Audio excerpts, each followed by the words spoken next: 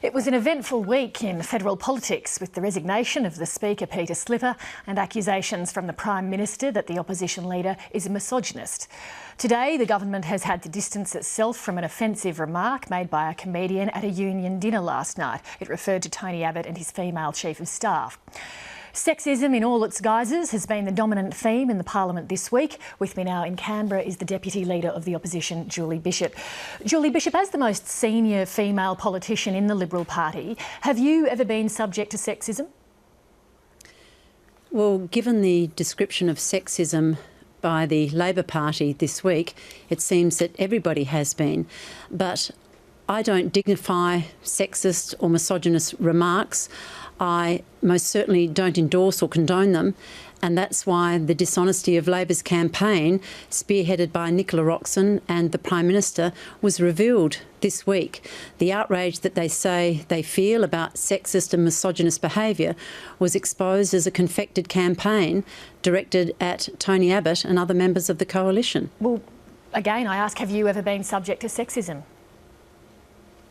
Not that I'm prepared to discuss on national television. There have been circumstances when I feel that people have made judgments about me because I'm a woman, but the fact is I have entered federal politics to be judged on my performance, on my competence, and I don't expect to be judged any other way. And when people criticise me, I take it as criticism of my performance. I don't use gender as a shield against critics, and I certainly don't use charges of sexism and misogyny to stop people making valid criticisms. Do you think that it's fair enough that the Prime Minister is offended by something like being called Bob Brown's bitch? Most certainly any comments of that nature are totally unacceptable in our public discourse and should not be said, should not be made. And I'm certainly not here to apologise for that kind of behaviour. But Labor's campaign, a concerted campaign, calling the Leader of the Opposition a misogynist, suggesting that he hates women, is utterly dishonest, and the Prime Minister should withdraw that statement and apologise to the many women in Tony Abbott's life who love him and whom he loves so dearly: his mother, his wife, his sisters, his daughters. They've also said, as well as being a misogynist, that he is sexist. How do you explain away all those sexist comments that were read out by the Prime Minister during her speech this week? She referred to the Alan Jones comment. That was not made by Tony Abbott. I mean Tony Abbott's comments that she read out. She read out a number. I was only aware of the comments that she read out of other people and signs written by others. Tony Abbott has distanced himself from the Alan Jones comments. He has certainly said he was not aware of those signs being held up behind him and would not have attended that rally and stood by those signs if he'd known it was going to happen. Well, she read out a number. You were in the Parliament. There was one that she referred to that Mr Abbott made in 1998. He agreed that women and men should have the same opportunities, but he said, what if men are by physiology or temperament more suited to exercise authority or to issue commands? He's asked a question. I don't see that as sexist. He's posed a question. You don't think he's making a suggestion with that question?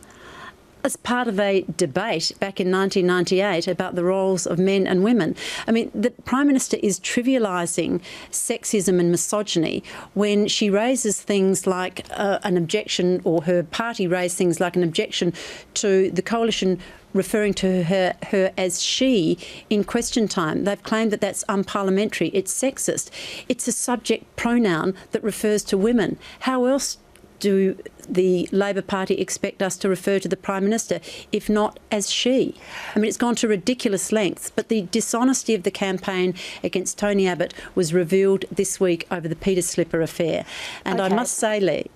Sorry, just finish your statement that you were going to say. I must say, Lee, given that the Prime Minister and the Attorney-General Nicola Roxon have been aware for some time of the content of the offensive and obscene remarks by the man that they put into the Speaker's chair, and then fought tooth and nail to keep him there. Not once did they tell him it was untenable for him to stay in the position to preside over the Parliament. Not once did they ask him to resign. They fought tooth and nail to keep him there. Not ever again not now, not ever, can the Prime Minister or Nicola Roxon or members of the Labor Party claim that they have the moral high ground when it comes to sexism. OK, you've had plenty of time now to make your point about the government and Labor's views and their use of gender insults, so let me bring you back to Tony Abbott's remarks.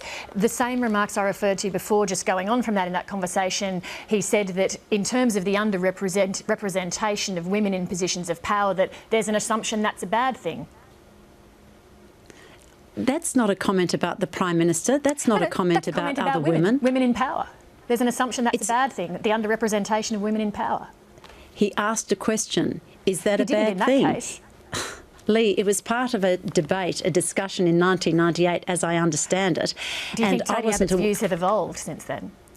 Well, most certainly everybody's views evolve over a number of matters, and I've worked with Tony Abbott since 1998. I've been a close colleague. I've been his junior minister. We have a very respectful and close professional relationship, and I've never found him to treat me in any way other than as an equal. But how do you justify these remarks? What about abortion is the easy way out?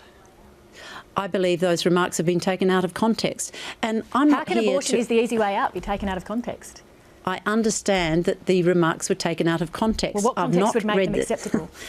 Lee, I haven't read the speech, and I'm not on your program tonight to trawl through every statement that Tony Abbott's ever made in his life. Well, you have said that Mr Abbott's not sexist, so I'd like you to explain how those remarks aren't sexist. I don't believe that Tony Abbott's views on abortion are sexist. He has a different view on abortion than I do. But when he was the Health Minister, at no time did he seek to change the laws in relation to abortion in this country. He may have a personal view that is different from mine, but I respect his views. They happen to be different to those that I hold. That does not make him a sexist at all. Julie Bishop, we're out of time, unfortunately. Thank you very much for coming in. It's been my pleasure.